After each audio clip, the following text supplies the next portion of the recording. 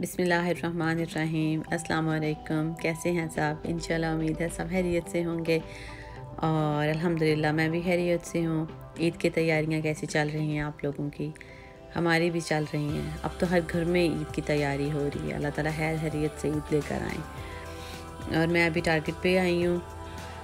Target से मुझे बच्चों के फ्रेंड्स के ईद गिफ्ट्स लेने थे और कुछ बच्चों के लिए कपड़े देखने थे। मुझे स्कूल स्टार्ट होने वाला है तो उसके लिए मुझे कपड़े देखने थे। बैक टू स्कूल सेक्शन में आई तो ऐसे दिल को कुछ हुआ कि अल्लाह करे खैर से स्कूल स्टार्ट हो जाएं, क्योंकि हमारे स्कूल ने 2 दफ़ा जो है डेट चेंज की है। पहले 12 अगस्त को लगना था, फिर 24 अगस्त को लगना था और अब उन्होंने पिछले वीक ईमेल आई है कि 31 अगस्त को लगेगा। मेरे बच्चे स्कूल बैग नहीं लेकर जाते, उनके स्कूल में बैग की ज़रूरत नहीं होती। अगर लेके जाते तो ये जो रायन वाला बैग है ये तो मेरे छोटे बेटे ने ले लेना था। अब उसे चाहिए रायन का लंच बॉक्स, जो कि मुझे कहीं नज़र नहीं आया। अब नेक्स्ट जो है वो हमारा ये है कि हमने जी उसके लिए रायन का नेक्स्ट लंच बॉक्स ढूंढना है। मुझे ये सैंडविच कटर पसंद आया था और जब बच्चे स्कूल स्टार्ट करेंगे तो फिर इंशाल्लाह स्टार्ट करूँगी इसको। चीज़ें तो मैंने वहाँ से काफ़ी ली थी लेकिन वीडियो मैंने बनाई नहीं थी। और अब हम लोग फारिग हो गए थे और घर वापस जा रहे थे तो आसमान इतना प्यारा लग रहा था, इतनी अच्छी अच्छी शक्लें बनी हुई थी बादल की, तो मैंने वो भी वीडियो बना ली। तो इंशाल्लाह मैं आप लोगों के साथ बैक टू स्कूल शॉपिंग भी शेयर करूँगी। और स्कूल सप्लाइज़ थोड़ी बहुत हमें लेनी पड़ती हैं, ज़्यादातर जो हैं स्कूल वाले ख़ुद ही ले लेते हैं। वो फ़ीस में डाल देते हैं कि इतनी स्कूल सप्लाइज़ के पैसे हैं, तो वो लोग फिर खुद ही ले लेते हैं। क्योंकि मेरे बच्चे प्राइवेट स्कूल जाते हैं इसलिए उनका सिस्टम थोड़ा सा डिफरेंट है। तो बस अब घर जाके मैंने डिनर की तैयारी करनी है। आज मेरा दिल है बनाने को बीफ के कीमे का पुलाव और मटन स्टीम रोस्ट। तो मैंने सोचा था अगर ये अच्छा बना तो मैं आप लोगों के साथ रोस्ट की रेसिपी शेयर करूँगी, और वो बहुत अच्छा बना था। उसके लिए मैंने लेग मीट ले लिया था और उसको थोड़ी देर के लिए मैंने सिरका, नमक और लहसुन अदरक के पेस्ट में मैंने भिगो के रख दिया था। 2-3 घंटे भिगो के रख दिया था।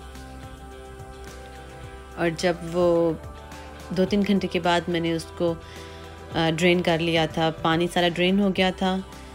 वाश नहीं किया था, सिर्फ पानी निकाला था। पानी निकालने के बाद उसको अच्छा सा ड्राई कर लिया था और फिर मैंने उसी गोश्त को जो है वो फ्राई कर लिया था।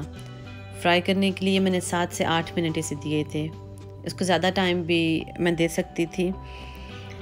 मुझे लगता है कि ज़्यादा टाइम देने से भी इसने अच्छा फ्राई हो जाना था, लेकिन मुझे 8 मिनट जो है मुझे ठीक लगे थे कि 8 मिनट में ये अच्छा फ्राई हो गया। मैंने एक टाइम में 3-3 मीट के पीसेस को फ्राई किया था ताकि जल्दी से हो जाएं। अगर सारे इकट्ठे डाल देती तो मेरा नहीं ख्याल कि उन्होंने इतनी जल्दी होना था।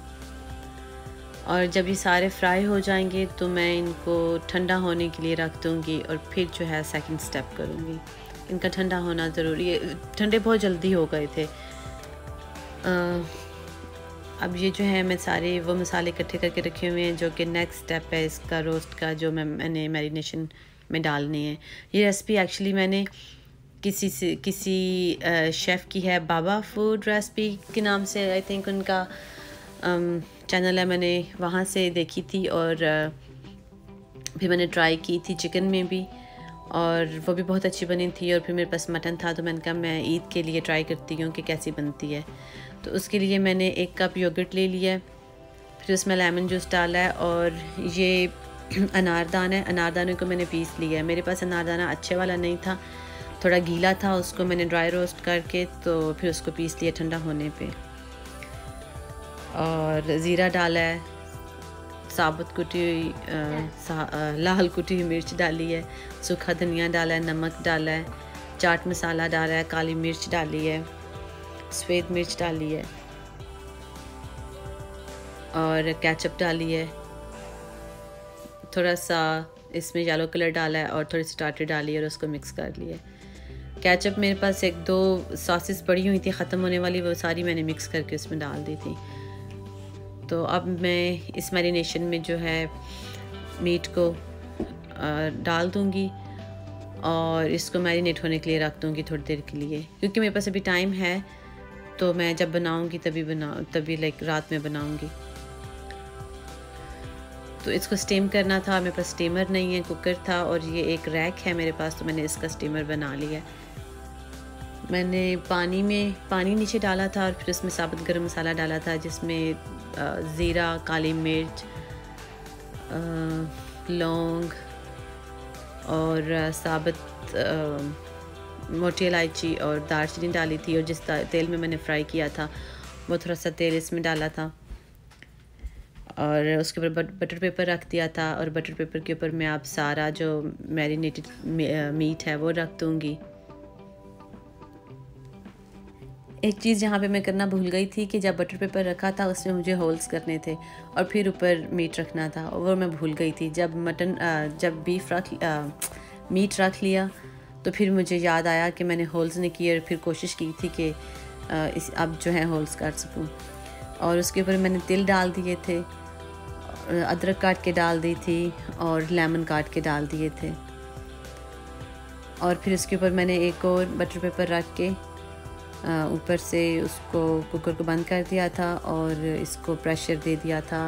घंटे से ज़्यादा मैंने इसको प्रेशर दिया था। पानी इनफ था कि 1.5 घंटे तक आराम से कुक होता रहा था। पहले आधा घंटा जो है मैंने इसको तेज़ आंच पे बनाया था और फिर जो बाकी का घंटा कह लें वो मैंने इसको आहिस्ता आंच पे बनाया था। और पानी जब मैंने इसको खोला था तो ऑलमोस्ट पानी फिनिश हो चुका था, ड्राई हो चुका था उसमें से। और फिर मुझे चावल बनाने थे, तो उसके लिए मेरे पास बीफ बोटी थी। मैंने बीफ बोटी को अच्छा सा धो लिया था। मैं बीफ को मैं खूब मल के धोती हूँ कि जो उसमें से खून वगैरह हो वो निकल जाए। और उसके बाद ड्राई करके तो मैंने कीमा बना लिया था। और चावलों के लिए मैंने प्याज और मिर्चें और साबुत गरम मसाला इकट्ठा ही डाल दिया था। और अदरक, लहसुन, हरी मिर्च, सौंफ और धनिया, ये जो है मैंने इन सारी चीज़ों को लेके मैंने इनको ग्राइंड कर लिया था। इसको आगे जाके मैं कीमे में डाल दूँगी और पहले मैंने ग्राइंड करके रख लिया इसे।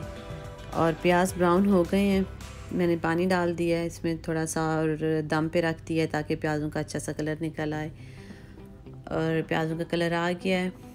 अब मैं इसमें डाल दूँगी नमक और टमाटर, और थोड़ा सा मैंने इसमें चाइनीज़ साल्ट डाला था। और इसको तब तक मैं पका लूँगी जब तक कि टमाटर गल नहीं जाते या मसाला अच्छा सा भुन नहीं जाता। और फिर मैं इसमें कीमा डाल दिया। कीमे को थोड़ा सा पकाने के बाद जब कीमे ने अपना कलर चेंज किया तो मैंने वो जो सब्ज़ मिर्च, अदरक, लहसुन वगैरह वाला मिक्सचर बनाया था वो मैंने इसमें ऐड कर दिया है। और अब मैं इसको तब तक भूनूंगी जब तक कीमे में से कीमे की स्मेल ना चली जाए। और थोड़ा सा पानी डाल के उसको दम पे रख के पका लूँगी कि अगर कीमा बहुत जल्दी गल जाता है, लेकिन कुछ लोग कहते हैं कि कीमे को गलाना पड़ता है, तो अगर कोई कसर हो कीमे में तो वो निकल जाएगी। और अब दोबारा से जो है मैं इसको भून लूँगी और तब तक भूनूँगी जब तक कि मेरी तसल्ली नहीं हो जाती। और मेरे पास सब्ज़ मिर्च थोड़ी सी कटी पड़ी हुई थी जो कि मैंने पहले मिक्सचर में डाली है। मैंने कहा ज़ाया क्या करनी है, इसको भी बीच में ही डाल देती हूँ। और अब इसमें मैंने अपने जितने मेरे चावल थे उस लिहाज से मैंने पानी डाल दिया था। जब एक बॉयल आ गया तो उसके बाद मैं इसमें चावल ऐड कर दूँगी। मुझे लगता है चावल, खरबूजा और तरबूज ख़रीदना ऐसे ही है जैसे कि कोई जुआ खेलना होता है कि खरबूजा कभी मीठा निकलता है कभी नहीं, तरबूज खोलो कभी मीठा निकलता है कभी नहीं। और चावल का बैग जब खोलो तो कभी तो चावल बहुत अच्छे पकते हैं और कभी चावल बिल्कुल भी अच्छे नहीं पकते। तो मेरे साथ तो ये काफ़ी दफ़ा हाथ हो चुका है। पकाने के बाद, पहले दफ़ा पकाने के बाद समझ आती है ये चावल अच्छे हैं ये नहीं है। और कभी कभी तो जो लास्ट रह जाते हैं, मेरी मेजरमेंट ग्लासों में होती है, तो कोई 2-3 ग्लास जो आखिरी रह जाते हैं तब जाके मुझे समझ आती है अच्छा इन चावलों को ऐसे पकाऊंगी तो ज़्यादा अच्छे बनेंगे। तो साथ में मैंने चटनी बना ली थी। चटनी हमारे घर में चावलों के साथ बहुत ज़रूरी है। और मैं बीच में ऐसा टाइम था कि मैं थोड़ी सी सुस्त हो जाती थी, अच्छा क्या अब करनी है, बना लेती हूँ, नहीं बनाती। तो लेकिन जब से मेरा छोटा बेटा थोड़ा सा समझ वाला हुआ है तो वो उसे चटनी तो आती नहीं थी कहने, वो कहता था चटनी। चावल खाता था तो कहता था चटनी है। तो अब मुझे जो है चटनी मस्त बनानी पड़ती है। चटनी स्पाइसी भी हो तब भी स्पाइसी नहीं होती। चावलों को थोड़ी देर के लिए दम पे रख दूँगी और चावलों को दम पे रखने के बाद मैं चेक कर लूँगी कि गोश्त गला है या नहीं गला, क्योंकि ये काफ़ी देर पहले मैंने इसको बंद कर दिया था कि ये अपनी स्टीम रिलीज़ कर दे। तो बहुत अच्छा गल गया था। इसकी खुशबू भी बहुत अच्छी आ रही थी और इसका जायका भी बहुत अच्छा था। आप लोग भी ट्राई करिएगा, आई एम श्योर आप लोगों को भी अच्छा लगेगा। और चावलों को भी दम आ गया था, चावल भी बहुत अच्छे बन गए थे और डिनर रेडी था। सबको बहुत भूख लगी हुई थी और जिन्होंने मुझे कहा था कि मटन की कीमे के पुलाव की रेसिपी शेयर करिएगा, वो भी सेम ही बनती है जिस तरह बीफ के कीमे की बनती है। और बस आज का मेरा व्लॉग यहीं तक था और इंशाल्लाह मैं आप लोगों से फिर एक नए व्लॉग में मिलूँगी। और तब तक अपना ख्याल रखिएगा, अपने इर्द गिर्द के लोगों का ख्याल रखिएगा। अस्सलाम वालेकुम।